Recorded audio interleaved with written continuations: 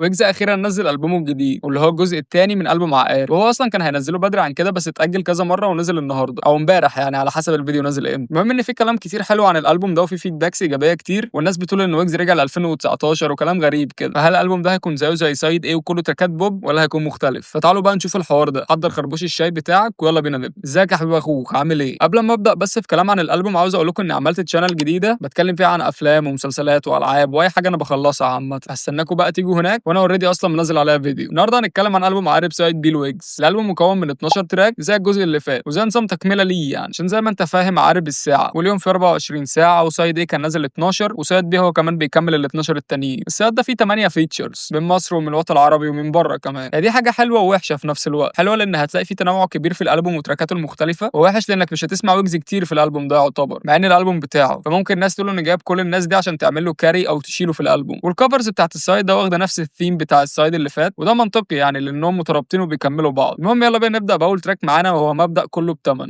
ما ينجي لي هانو الزمن في اللي همه غلا واللي همه غدا. تراك تراب شعبي، وده متوقع لان ويجز منتصر هو اللي عامل البيت، وكمان ويجز حطه كانترو للالبوم، فدي حاجه مبشره يعني. وبيقول انه مش هيجي على اللي الزمن جه عليه عشان كفايه عليه الدنيا. تالت سنه زي ما انا شغلت مبدا كله بتمن. بيقول انه اتغير حاليا ومبقاش يعمل حاجه بالحب، دلوقتي كل حاجه بقى ليها تمنها. بلد ولا تجيلي على سكه. انا فاكر ان انا سمعت التراك ده قبل كده. التراك ده كان متسرب من 3 سنين تقريبا، وكان متسرب باسم حاليا بالاسواق، مش فاكر قوي الصراحه، كان دريل او حاجه شبهه مش فاكر يعني. قولوا يا ما شاء الله تفلقوا الحجر بالنص ولا بامانه الفلو ده مش جاي معايا خالص، حاسس ويجز بيزك على البيت مش بيغني عليه. مع ذلك برضه هتلاقي الكورس ده مفايرال على التيك توك. اهو ده فلو كويس يا عم، احسن من اللي قبله بكتير. يا عم حمزه شباب جون ووكر. جون ووكر ده نوع من انواع الخمور، فبيقولوا على اخصامه يعني انهم هلاسين ومضروبين بالمخدرات. بيقول ان هو السبب في اللي هو فيه ده بسبب طيبته، وبيشبه لك حاله مع اخصامه او الناس اللي بيتكلم عليها دي بالقطط اللي بتاكل وتنسى. مش كحت عيال بعوزان ويروس خفيفه ماشي بالسطر ماليش صحيف. بيقولوا انهم جامدين وبيشيلوا اوزان بس دماغهم فاضيه. صاروا فين بعد ما كبروا على. بيقولوا ان هو بعد ما رباهم وكبرهم رجعوا صغار تاني في نظره. وش في وش ونش في وش. حلو حركه ونش في وش دي، بيشاوت اوت لنفسه لان كلنا عارفين ان ويجز الونش. وبيخلص التراك ما فيهوش حاجات عايزه تتوضح كتير، وبصراحه التراك عادي بالنسبه لي، ولا هو جامد ولا هو وحش، فاهم مد كده. نروح بقى على اللي بعده معانا وهو مفيش وقت مع راستي. سنين واحده بعدها مفيش وقت طاعي منه للسما. دخلت التراك سريعه تسحبك كده، وويجز اداؤه وصوته رايق فشخ. مش ماشي على مزاجي رديت بيها دي قناة ولا على مزاج انا كمان يا فنان والله. بيقول لك الدنيا مش ماشيه على كيفه بس هو راضي بالحال. الكورس اللي ويجز عامله حكايه بصراحه، الميكس واللعب اللي فيه حلوين قوي وصوته مخدوم فشخ. البرودكشن عالي قوي وداخل دماغ البيت ده بصراحه. بيني وبين العيشه الاخرى دي ما داكش اللي وسط خاطري. طبعا مش فاهم حاجه، الراجل بيغني بالمغربي يعني، بس هو في الحقيقه لاقي على التراك وبس كده. الكورس بتاع ويجز بيتعاد تاني وخلاص. التراك جامد الصراحه، عجبني اكتر من اللي قبله بكتير، والمود العام بتاع التراك رايق فاهمني. نروح للتراك اللي بعده وهو دوامه. ما بيجيش شامله وما بيجيش سهل دايما في. دخلت ويجز رايقه فشخ وبتفكرني بويجز القديم مش عارف ليه، وطيب البيت ده كمان بيخليني احن للماضي كده. تسحبيني دوامه وعيونك صياد. الفلو ده جامد فشخ ولايق على نبره ويجز الصراحه. عجبتني الآلة اللي دخلت في البيت دي، والبرودكشن يا جماعه في الالبوم لحد دلوقتي جبار. اشوفك فتقولي لا وبتحاولي تلاقي. دخلت ويجز في بدايه الفيرس ده حلو فشخ، بالذات مع الريفيرب او الصدى المحطوط ده، عامل جو جامد. ارجوكي تنسي اني قلت ان في زيك كتير. ويجز بعد ما فضل يقول عليها انها كدابه ومش عارف ايه طول الفيرس الاول، رجع تاني يحنلها في الفيرس التاني، ثبات على المبدا برضه. المهم التراك ما فيهوش حاجات تتقال يعني، انت اسمع التراك هتلاقيه شارح نفسه. تراك كويس الى حد ما، واكتر حاجه عجبتني فيه هو البيت بتاعه. نروح للي بعده معانا وهو مسح كل النمر مع سامي شبلاط. مسح كل النمر مفيش حد هيأخرني. التراك من دخلته هو ما جاش معايا سكه الحقيقه، فلو مد فشخ من ويجز والليركس كمان افريج يعني، يمكن ده البر الوحيد اللي عجبني. واقف على رجلي وست الكل بتبخرني. حتى الفيتشر برضه اداؤه مش قد كده، ده غير انه بيغني بالانجليزي يعني. التراك مش حلو الحقيقه من وجهه نظري، وعادي ممكن يجي معاك وممكن يجي مع اي حد يعني، فاهم، هي اذواق يعني. المهم نروح للي بعده معانا وهو تراك مش كل مره مع ناصر. بحاول من غيرك ما اقدرش احلم ولا اسيبك وحدك. الفلو بتاع ويجز هنا جامد فشخ، ماشي على الدرامز حلو قوي، تحسه بيغني وبيرص كده فاهم. بارد واحدة في الجمال ده تشيل حاجات في قلبها فكرت. بعيدا عن البار والفلو، بس في صوت واحده كده دخلت في الباك جراوند حلو فشخ. البرودكشن حلو قوي في التراك ده الصراحه، كبيت او كهندسه صوت. بس لو مالي تحكي لي. ودخلت ناصر لذيذه فشخ، بعيدا عن ان حسيت ان الوهله كده بسمع تامر حسني، بس هو جامد يعني صوته حلو. انتي مش وحشاني، انا عايز وقت افكر، حاسك لسه. التوبك بتاع التراكات دي ما بحبهاش الصراحه، مع ان هي ليها وقتها، بس هي ما بتجيش معايا يعني. ما كنتش نمت في يوم حزين. عجبني اداء ناصر في التراك بصراحه، ضاف كتير واختيار موفق فشخ من ويجز. بعدين بنفوم الفايب دي، خايفه تكون دي سايد بيس مش محتاج. ودي اجمد حته في التراك بالنسبه لي، عجبني قوي الفلو ده، والتراك بيخلص على كده. تراك جامد، اداء ويجز عجبني واداء ناصر، والاثنين كانوا لاقيين على بعض وطلعوا حاجه محترمه في الاخر. الالبوم لحد دلوقتي مش ثابت على حاجه، يعني مش عارف احدد هل هو جامد ولا هل هو وحش فاهم، فهو مشكل كده. المهم يلا بينا نكمل. التراك اللي بعده المفروض كان كلام فرسان مع محمد منير، بس انا اتكلمت عليه قبل كده، هنخش على اللي بعده على طول وهو سويتش. قلت لك وزة منتصر يبقى تراب شعبي على طول، ما تفكرش. شو ماشي عايزين ياكلوا اكل، بيقول انهم باصين له في رزقه وبيحلموا يكونوا في مكانه. يوم ما نويت اتسند قالوا لي خلعنا. حلو البار ده ومعبر. بيقول انه لما جه يتسند على اصحابه اللي هم المفروض اخواته وهيسندوه فخذلوه، بس هو صغلك بطريقه حلوه فشخ. الناس وش غيرنا الوش بنص بربع عليكم. عجبني صياعه ويجز في انه عمل سويتش للفلو، هو بيقول في البار انه عمل سويتش، فاهم حاجه؟ يعني هو عمل سويتش للفلو، وهو في الليركس نفس البار بيقول هو عمل سويتش.